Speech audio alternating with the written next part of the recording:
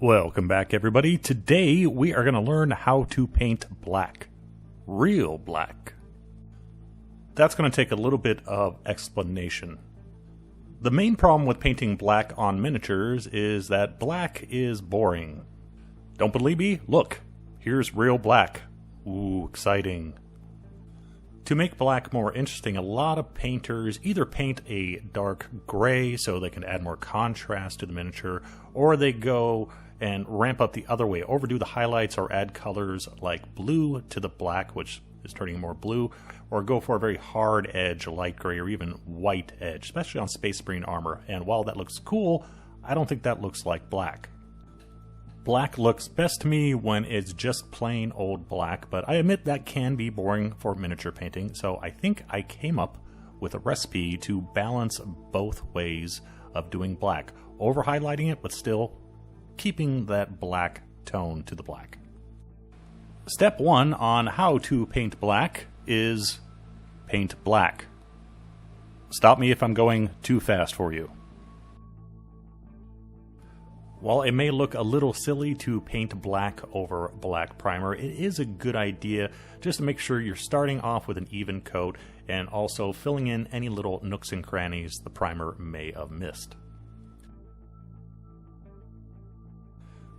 For our base coat, we are going to use a mix, a 50-50 mix of black and game color Stormy Blue.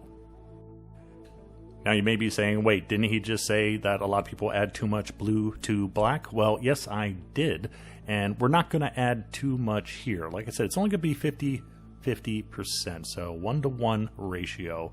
Now you can add more, and I'll show an example of that later, if you want a little bit more of a blue tone in your black. You can go up to about 75-25 if you wish. For our Wraith figure here, you can see that I'm pretty much just dry brushing this on. We have a very large black surface area we need to cover here, so that's totally fine. And you can see as it goes over our black, it's not really super duper blue. It's still a very, very dark color. You can barely see any difference on camera. That is a good thing.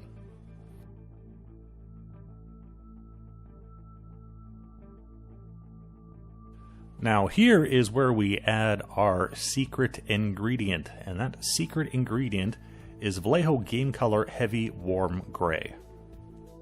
I believe this is called just Warm Gray in the new Vallejo Game Color line.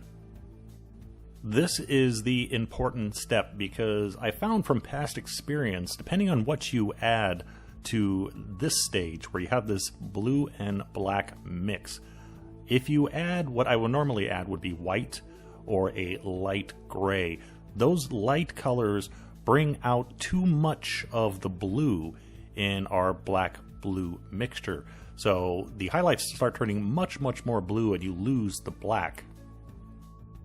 So by going with this very, very warm, almost a hint of purple in its warm gray color, it kind of retains the blue and it kind of tamps it down so the blue doesn't end up overpowering the black. Because the warm gray is a fairly light color, we only want to add a teeny tiny amount to our mixture, especially when you're doing your first highlight. You don't want to overdo it, so just add a small amount and you'll see only a subtle change, and then you can adjust as you get to the second and third highlights.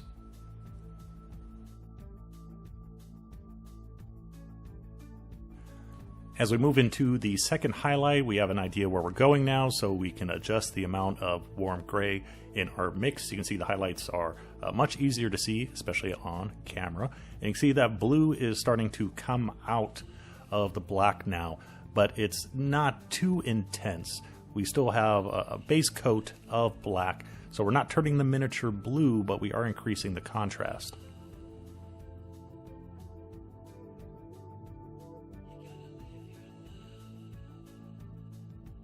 For our third and final highlight, just to give you an idea of the mixture I am using here right now, we can ramp it up a little bit more, especially if you do have hard edges on whatever you're painting, like Space Marine armor. You can exaggerate a little bit more for that. If you're painting something like a horse with rounded edges. You want to be a little bit more cautious with your contrast. Don't overdo it. Have a lot of rip-torn clothing on robes on this guy, so I am going a little bit heavy on this final highlight. And that is basically it. That is how you paint black. 3 highlights, no more. Don't want to overdo it. We don't want to over contrast the black. But what happens if we keep going? Since this is a spooky wraith guy and we want to make him a little bit more ethereal, I am actually going to over highlight the black on purpose so we get a bit more of a faded look or transparent look. Phantasmal, that's the word I'm looking for. And just to give you an idea of what happens if you start over highlighting your black, you may decide you want to do this. I don't recommend it for general purposes, but hey, it's your miniature. As we add more and more of the heavy warm gray to our mix, that reduces the amount of black and stormy blue in the mixture. So as we highlight, we're going to start losing that blue color, because remember, there's almost no blue in our heavy warm gray. There is a gray, so it does have a hint of blue, but it's warm, so there's more brown in it. So if we over highlight, we're going to start just painting straight warm gray, and that's really going to affect our black.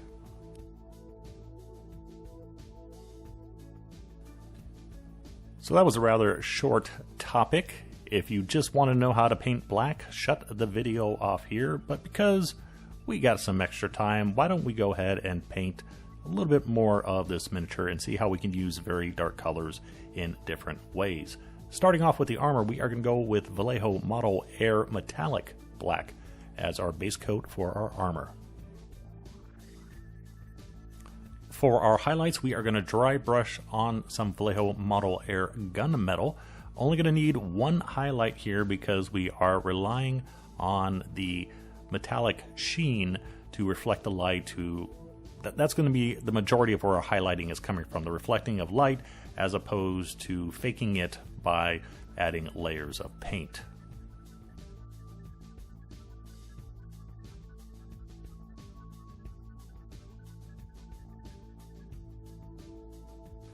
For our shade and a little bit of color, we are going to start off with a spot wash of Stormy Blue.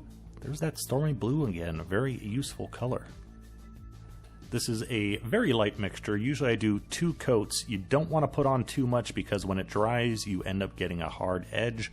So go lighter with your wash than what you think you actually need. And this is a spot wash. If we were just to flood the miniature with this, we'd lose a lot of our sparkle when we finish the miniature. We don't want to cover up all the shiny metallic, just the recesses. And then second deeper shade, going with some violet to add a little bit of color variation. We do have a lot of blues we've been using so far, so let's get a little bit of purple in there as well.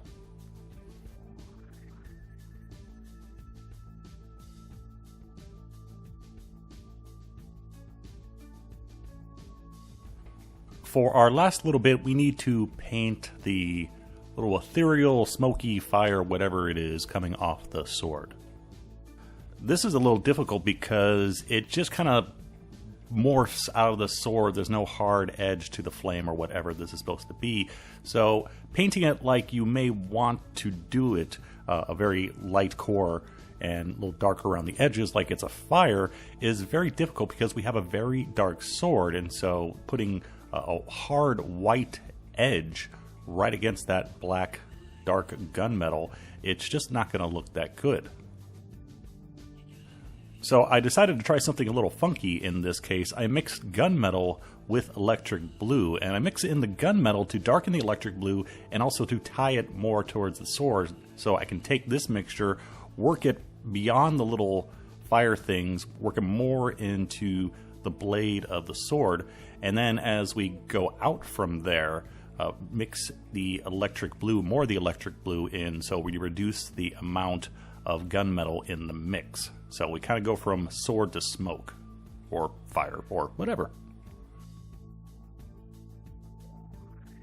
Then once that was in place, I went in with some Game Color Stormy Blue, very thin, basically a glaze, and I just kind of went across our little flame bits, working out towards the tips. I don't want this to be a dark blue because it is supposed to be some sort of glowy effect, but I want a little bit more color, so this is, again, very light. I'm not trying to change it to Stormy Blue, just add a little bit of a darker blue color to it.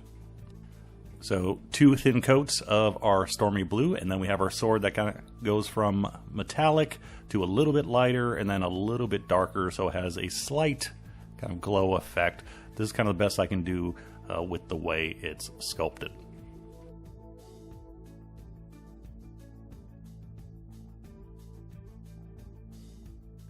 And there is our finished Wraith King, and that's how you paint black the real way. As I said in the beginning, this is not a super cartoony contrast, the over-saturated or over-highlighted version of black that you often see.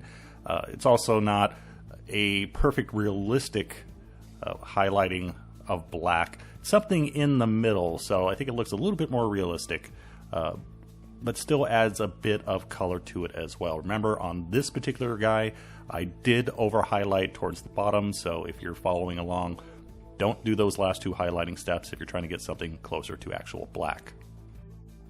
And as I did say, you can add more than the 50-50 mix of Stormy Blue and black at the second step if you want a bit more color in your black. That's what I did on the cloak robe of this particular Goblin Assassin, so you have that option too.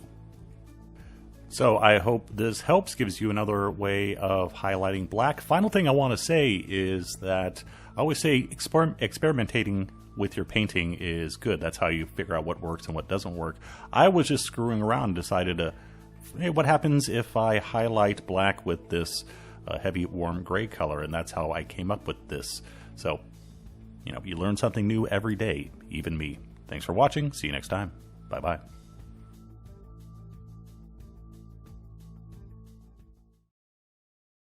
Well, it's the end of the world as we know it, and actually I feel a little bit gassy, but otherwise I'm fine.